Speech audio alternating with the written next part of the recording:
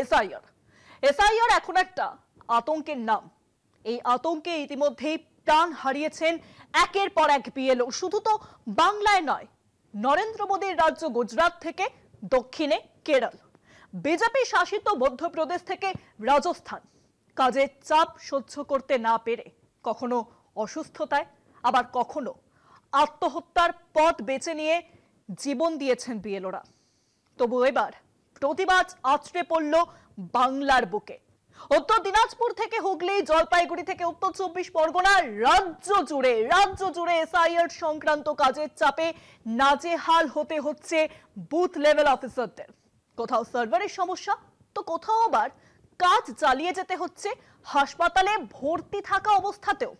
অভিযোগ, commission ডিজিটালাইজেশনের app update না করে বাড়ি বাড়ি পাঠিয়ে দিচ্ছেন এই বুথ লেভেল অফিসারদের।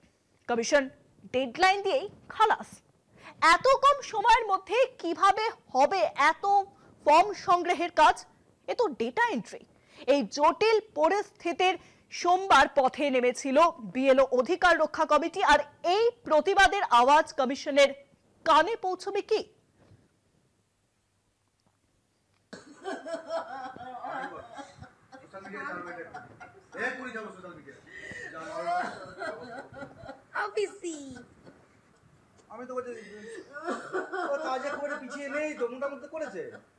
প্রচন্ডভাবে হ্যারাস করা হচ্ছে, শরীর খারাপ হলেও ছাড়া হয়নি। কাঁদতে কাঁদতে বলছেন পান্ডুয়ার এক বিএলও সুমিতা মুখোপাধ্যায়। সোশ্যাল মিডিয়ায় ভাইরাল অসুস্থ বিএলওর ভিডিও। টেকনিক্যাল সমস্যার কারণে এসআইআর এর কাজে দেরি হয়। অসুস্থতা সত্ত্বেও ব্লক অফিসে দীর্ঘক্ষণ আটকে রাখার অভিযোগ। এটা শুধু আমার একার ঘটনা নয়, এটা হচ্ছে সবাইকার, সংবাদ মাধ্যম বা সোশ্যাল মিডিয়ায় সবাইকে দেখবেন যে সবাইকার বেশিরভাগই সমস্যা এই। আর দ্বিতীয়ত একটা জিনিস, যে আমরা না একটা সম্মান পাই, সেখানে আমরা যদি এরকম ব্যবহার পাই না বিডিও অফিসের স্টাফেদের কাছ থেকে, আমি মানসিকভাবে ভীষণভাবে ভেঙে পড়ি।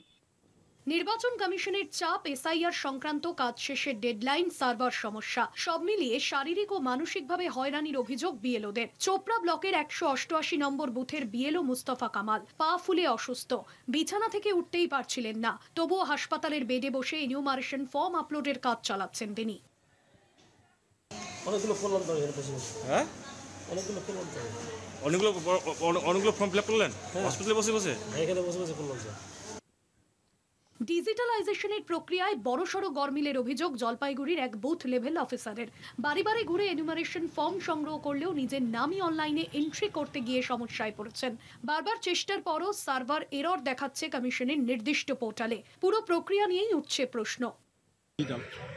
এই ডিজিটালে আমরা নিজেরাই ঠিক মতন বুঝতে পারছি না এবং নিজেদের নামটাই আমরা ঠিক মতন উঠাতে পারছি না। আমরা কীভাবে যে কাজ করবো এটা নিয়ে বিরাট একটা সমস্যা আছে।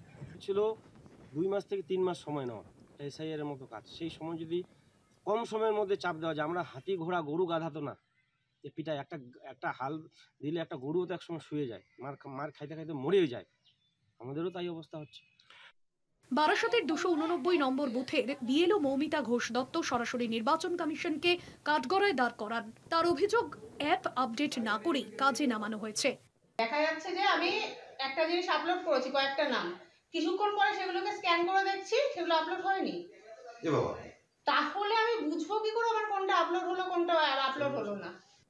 এই পরিস্থিতির জেরেই পথে নেমেছে বিএলও অধিকার রক্ষা কমিটি। কলেজ স্কোয়ার থেকে সিও দফতর পর্যন্ত প্রতিবাদ মিছিল, কমিশনের বিরুদ্ধে স্লোগান, কাজের চাপ কমানোর দাবি এবং টেকনিক্যাল সাপোর্ট বাড়ানোর আবেদন। এই সমস্ত আমরা চাইছি ভোটের আগে কেন্দ্রীয় সরকারকে ইসিআই কে ঘোষণা করতে পারে, না হলে অবিলম্বে তারা তাদের ইসিআই নাম পরিবর্তন করে ইসিবি করুক। ইলেকশন কমিশন অফ ইন্ডিয়ার পরিবর্তে ইলেকশন কমিশন অফ বিজেপি, কারণ এরা বিজেপির হাত শক্ত করতে বাংলার বুকে এসে যেভাবে অগণতান্ত্রিক পদ্ধতিতে এরা মানুষকে চাপিয়ে দিয়ে এবং রাতারাতি ভুল কাজ করতে সাহায্য করছে, সেটা কিন্তু আমরা মেনে নেবো না। শিক্ষক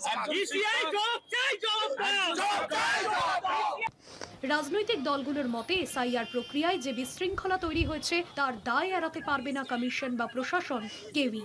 কলকাতা টিভি।